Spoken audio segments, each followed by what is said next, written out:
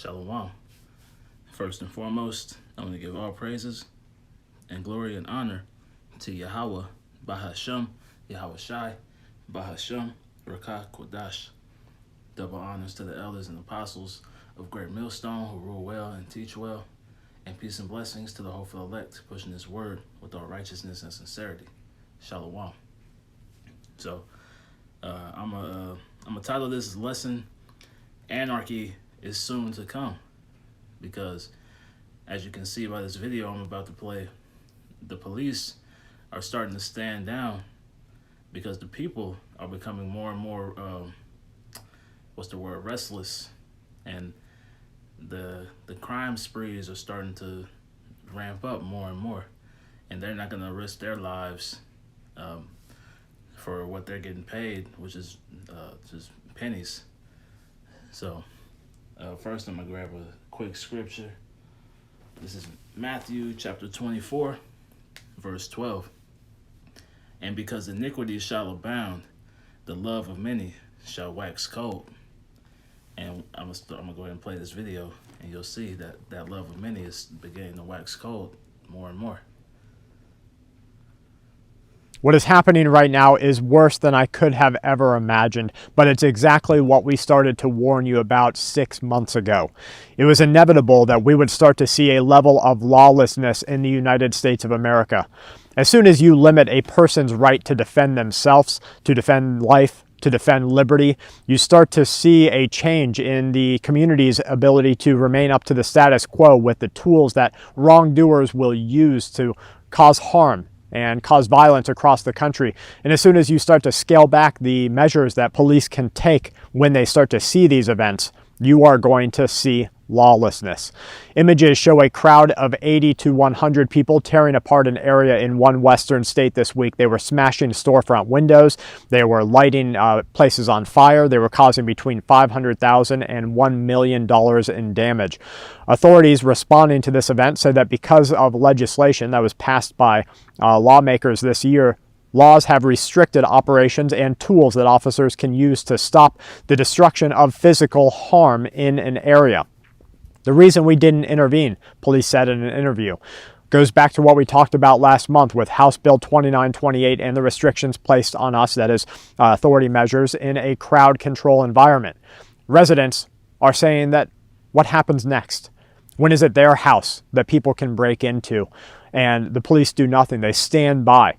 What happens in a future in the United States of America where you call 911 because someone's breaking into your house and you feel a little bit of relief because you see the blue and red coming down the street, and the police stand there at the street because they say, "Are you being harmed?" And you say no. And they just let the criminals go about doing what they're doing. And there's reports going out that some of these cities, the 911 operators aren't even answering the phones anymore. You just get a dial tone or you get sent to a message system. So we're seeing that stuff happen right now. I know that your knee-jerk reaction is probably to say things like that would only happen in a Democrat or a Republican state or one or another political arena. Here's another case of something that I consider far worse, and it has nothing to do with the police. You want to think that people are good, that they're going to step in and they're going to help an innocent person, or even just step in to stop a person from getting physically or mentally harmed in some of the most atrocious and vile ways. But this story warns us that the tide is turning. And he's about to get into that woman who got raped on that train for 40 minutes and nobody stopped her. All the people just stood there and watched, or tried to turn away, or they took videos of it. So we're seeing that love of many waxing cold right now. Turning against the good and toward the wicked. And with this turning tide, the good of heart and the sound of mind need to change their measures of preparedness and their measures of self-protection in a world that rewards bad behavior. Police in one eastern state are asking the public, how could they have let this happen? Bystanders, they say, should have intervened. as a woman was mentally and physically harmed in some of the worst ways on a train. Police say that their records show that there were a lot of people who stood around and should have done something, according to authorities. The incident was caught on surveillance video, and it shows bystanders on the train doing nothing to help, but they could plainly see what was happening. The superintendent, Tim Bernhardt, had the following to say: "We are still going through the video, but there was a lot of people, in my opinion, that should have intervened. Somebody should have done something. It speaks to where we are in society. Who would allow something like that to take place?"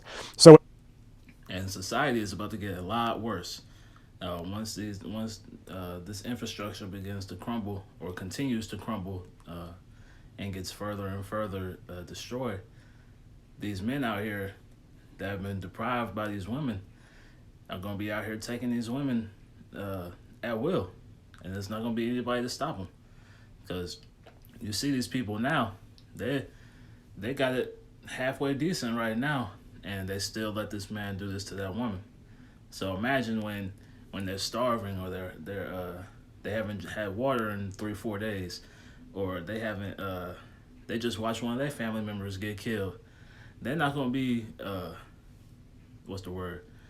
ready and willing to go and assist this woman. They're just going to walk by. You're going to be seeing women getting raped in the streets by gangs and mobs of men. So it's about to get worse out here. It's troubling, but again, we're working on that, and we're trying to identify anyone that we saw at the time. You'd like to think that people will stop your husband, your wife, your children from being harmed. But society is changing. Like I said, it is rewarding bad behavior. Look at how we reward bad behavior in the corporate corrupt area. Look at how everyone expects and actually thinks it's okay, because they say these are legal loopholes that the ultra elite use to not pay taxes while you slum it. And he made a point there, man. This is a society that upholds wickedness, man. They pedestalize wickedness. You can see that in the way you can see that in the way they put these different they put the modes on TV. They have different just wicked agendas that they push throughout society, and they put that to the forefront. But when it comes to righteousness, they frown upon that. Out. Look at the changes to policing behavior. Look at the anger against police. Look at what is happening in a society. We are becoming what was warned about a decade ago, when we saw video and photos and stories come out of places like China, where they would just let one person in the street, the tires just keep going over them over and over again. Nobody stops, nobody looks, nobody cares. That's what's becoming of this country. But you of sound heart, sound mind, and a goodness in your heart need to stand up against that. You need to stand up and say, I'm going to protect myself. I'm going to protect the life of others. Okay. So that's pretty much that. The real men that's standing up are the men who are teaching the word of Yahweh Bashim Yahweh Shai and prophesying the downfall of this kingdom. So I'm going to grab a few scriptures and then I'm going to close it out. This is 2nd Esdras chapter 15, starting in verse 12. Egypt shall mourn, and the foundation of it shall be smitten with the plague and punishment that the Most High shall bring upon it. And we're seeing that happen right now, man. This society is slowly but surely crumbling to the ground. Verse 13. They that till the ground shall mourn, for their seed shall fail through the blasting and hail, and with a fearful constellation. Woe to the world and them that dwell therein. And that woe means death and destruction, man. There's going to be a lot of death coming to this place. And this is going to be the centerpiece, the altar that Yahweh Shai, or Yahweh Bashim Yahweh Shai, is going to use as an example. Verse 15. For the sword and their destruction draweth nigh, and one people shall stand up to fight against another with swords in their hands. And that's what these people are going through right now, man. The modern day sword is the gun, so be prepared to see these Edomites in particular out here gunning down people, running in houses and take their goods, man. Because once these grocery stores run out of the food, then it's gonna be people running up in houses, man. Verse 16. For there shall be sedition amongst men, and invading one another. They shall not regard their kings nor princes, and the course of their actions shall stand in their power.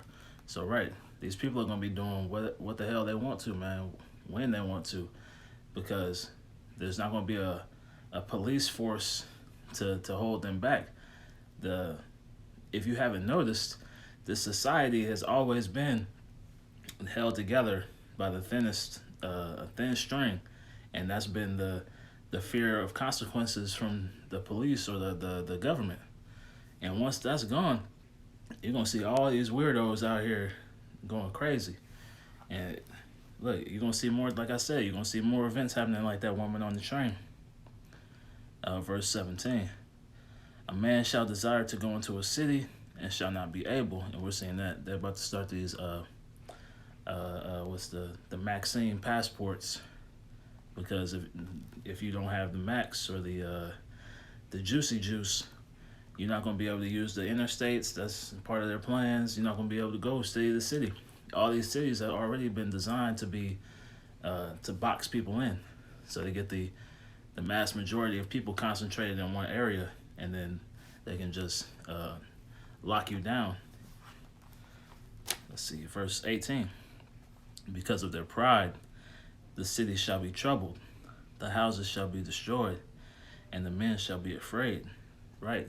This is the most prideful kingdom that has existed, man. And that goes into they having no fear of Yahweh Bashim Yahweh Shai, and he's not in all their thoughts, as it says in the scriptures. Verse 19. A man shall have no pity upon his neighbor, but shall destroy their houses with the sword, and spoil their goods because of the lack of bread and for great tribulation. So, right, like I said earlier, these men, I guess men and women really, they're gonna be roving the streets in mobs, man. It's gonna look like Mad Max or fucking what's the shit? Book of Eli out here, man. People gonna be just roaming the streets looking for whatever little what's the word?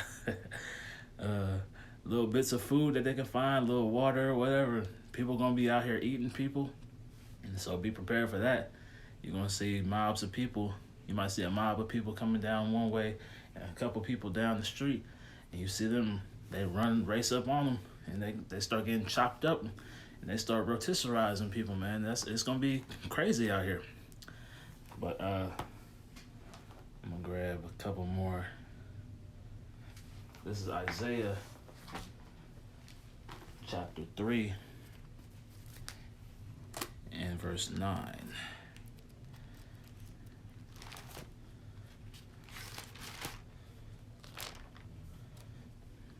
Because like it says, man, we're gonna be in some times that are worse than we've ever seen.